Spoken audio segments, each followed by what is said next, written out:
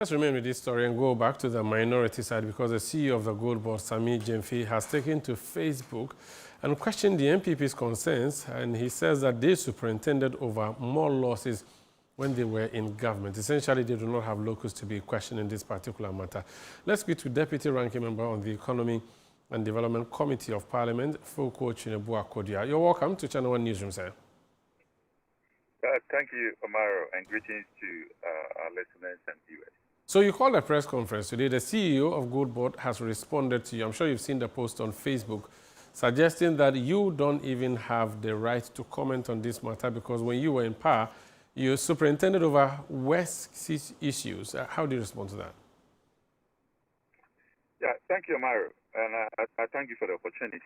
You know, firstly, we made this press conference because, the activities of Gold Board has led to this significant loss of $240 million to the state, eroding the wealth of this nation in a way that we believe Ghanaians ought to know. That is why we made the press conference. The response by the CEO of Gold Board is rather unfortunate. The first point is, if you are a CEO, okay, and this issue has happened, significant loss like this through your activities, the institution that you are heading. I'm surprised to hear or see on social media that his response is that, okay, I've made the loss, but MPP also made certain losses. Think about it.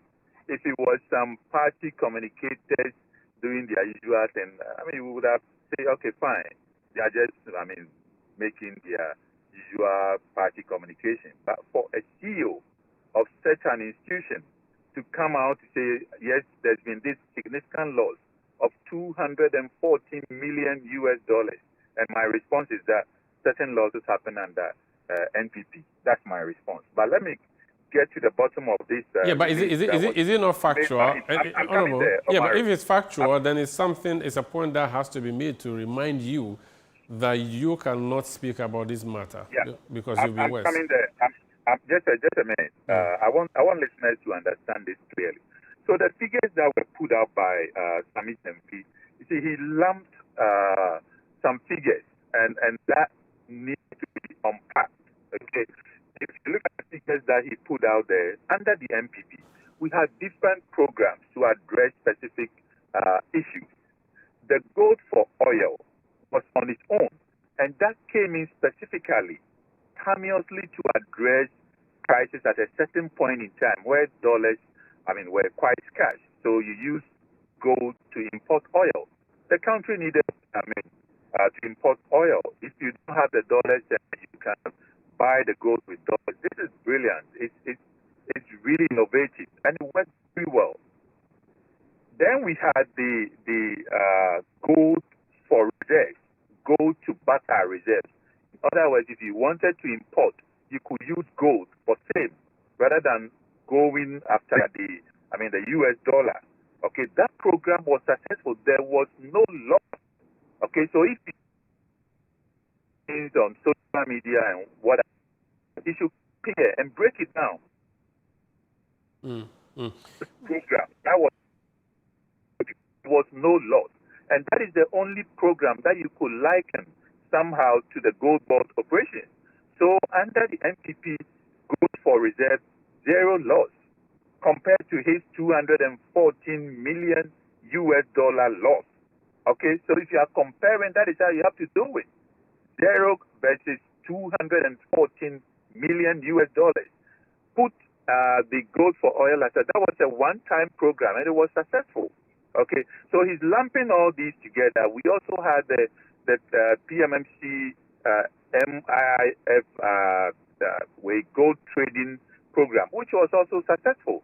So he's lumping all these together, and I believe Ghanaians, will sit through to understand these. And like I've said, what you can compare the Gold Board losses to is the gold for reserves, and there was completely no loss under the NPP because we bought solid gold, okay, to back our imports, and there was no trading.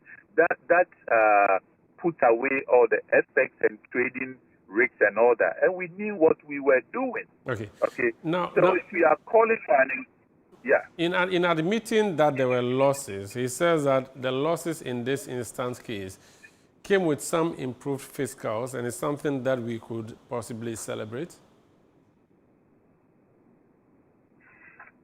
Okay, so if I got you right, what they're trying to say is that yes, gold board has helped to let's say stabilize the heat and inflation and so on. Yeah, that's good. You know, if we have these parameters improving, it's good. But then you go back to where these started. How did we get here? Is it because of gold board? The answer is no, because if you look at reserves alone under the NPP, we had more reserves. Okay, built than what gold board has done. Gold board has added just 7 metric tons of gold. NPP did 22.3 metric tons of gold.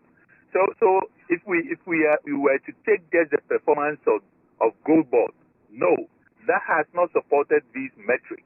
Okay. If you talk about the metrics that we have now, what NPP handed over, the 5.7% GDP growth, the restructuring of our debt, okay, in October 2024, which created a fiscal space.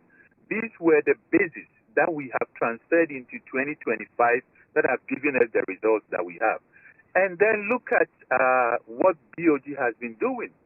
Yes, we have the CD stabilized, but this unsustainable way of dumping dollars to the market, very soon, we will be asking the governor of Bank of Ghana to tell Ghanaians, okay, how much it has cost this nation in terms of sterilization, i.e., buying liquidity to support our local currency. Because for you to buy dollars, you need to save liquidity from the market. And this costs this nation a lot of money.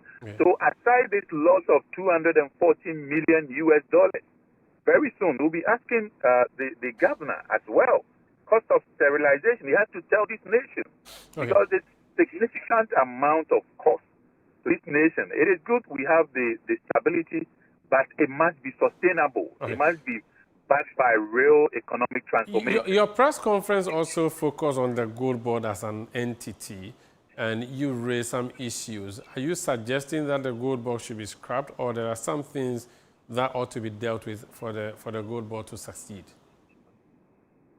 You see, during the passing of the bill in Parliament, okay, backing the gold board, and I'm sure, Omari, you followed this. This was rushed through. The bill was rushed through Parliament because, I mean, the majority, yes, of course, they have the numbers. So everything, when you give the advice, it's all about those that support, let's say, I, and that it goes.